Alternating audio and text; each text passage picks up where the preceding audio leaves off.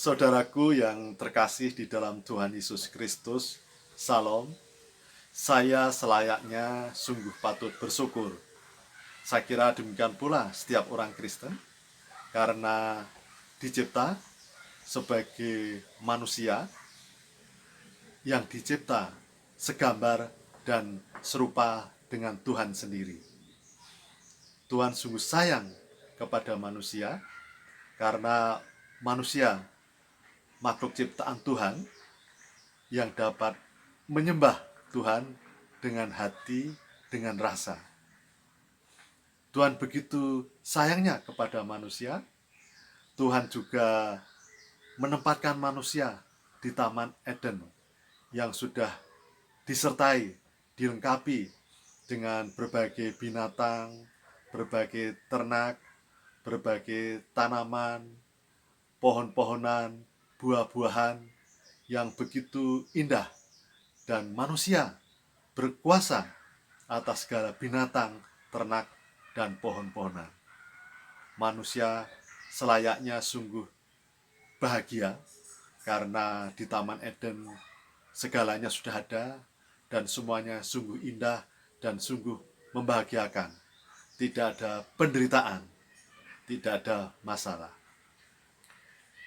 Dalam begitu banyak pepohonan dan buah-buahan, hanya satu Tuhan meminta, agar manusia tidak memakan buah pohon pengetahuan yang baik dan yang jahat, karena manusia akan mati. Saya merenungkan mengapa Tuhan juga memberikan satu pohon untuk tidak dimakan oleh manusia. Di dalam pemahaman saya bahwa Tuhan ingin mendidik kepada manusia agar sebagai makhluk ciptaannya dapat belajar taat dan setia kepada Tuhan. Jadi semua yang ada di Taman Eden, semua dalam kuasa manusia, kecuali hanya satu saja, agar tidak dimakan, yaitu buah pohon pengetahuan baik dan jahat. Jadi selayaknya lah pada saat itu manusia seharusnya sudah bersyukur, tidak melakukan apa-apa lagi, juga tidak makan buah-buahan yang dilarang Tuhan, yaitu buah pengetahuan yang baik dan yang jahat. Namun secara ringkasnya, manusia ternyata tidak puas dan masih memiliki keingintahuan, dan akhirnya manusia makan buah pohon pengetahuan tersebut, dan secara ringkas akhirnya manusia diusir dari Taman Eden dan manusia tidak bisa kembali lagi, karena Taman Eden kemudian dijaga oleh api yang menyala-nyala, yang manusia tidak bisa lagi datang ke Taman Eden.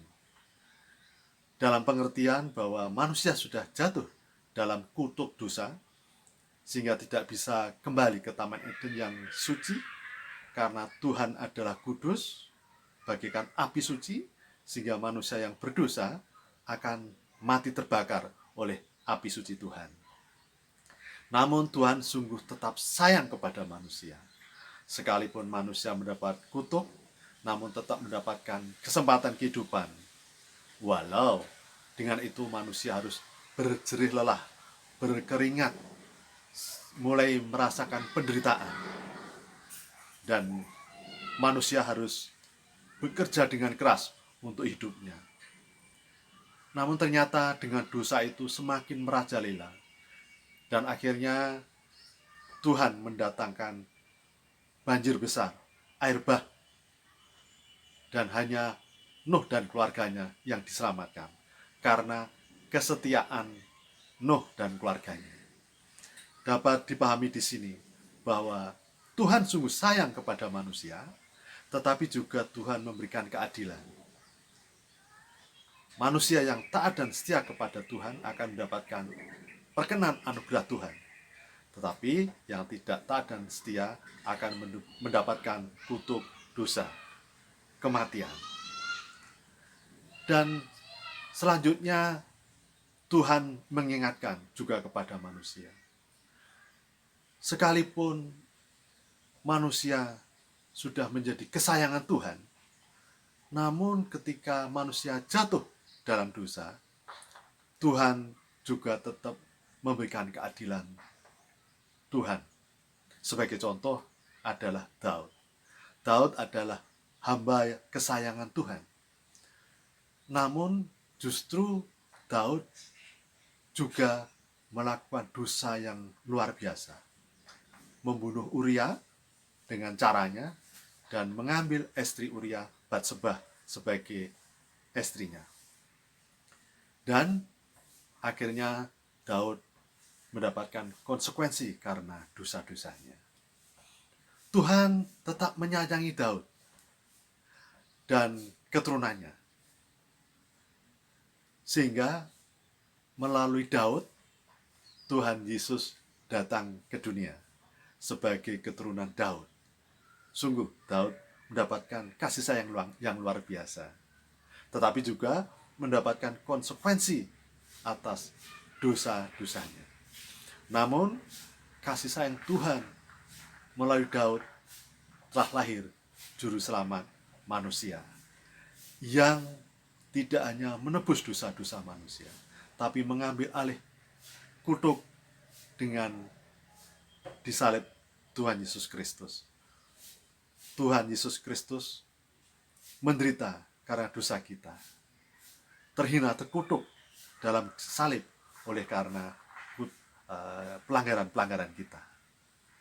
Oleh karena itu, pada kesempatan ini saya mengajak kepada saudara-saudara dan saya untuk menggunakan kemerdekaan kita sebagai anak-anak Tuhan, sebagai hamba Tuhan, untuk tetap taat dan setia kepada Tuhan. Karena justru kita sebagai orang Kristen memiliki tanggung jawab yang besar untuk bersaksi, hidup menjadi garam dan terang untuk memuliakan nama Tuhan.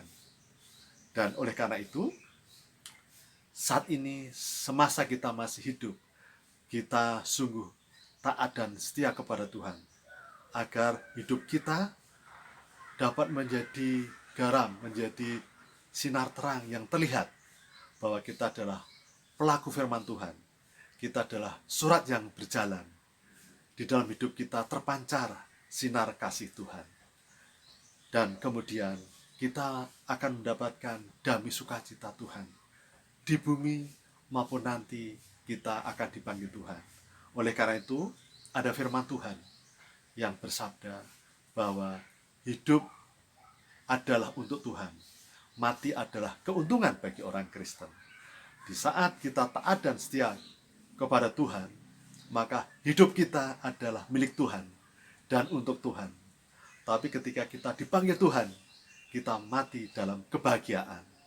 Itulah saudara-saudaraku, mari mulai saat ini kita bersama-sama untuk dapat menjadi manusia, menjadi orang Kristen yang selalu taat dan setia kepada Tuhan.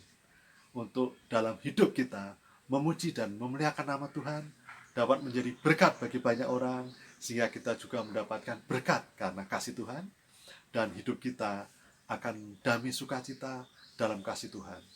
Kita memang lemah, kita memang masih memiliki kedagingan.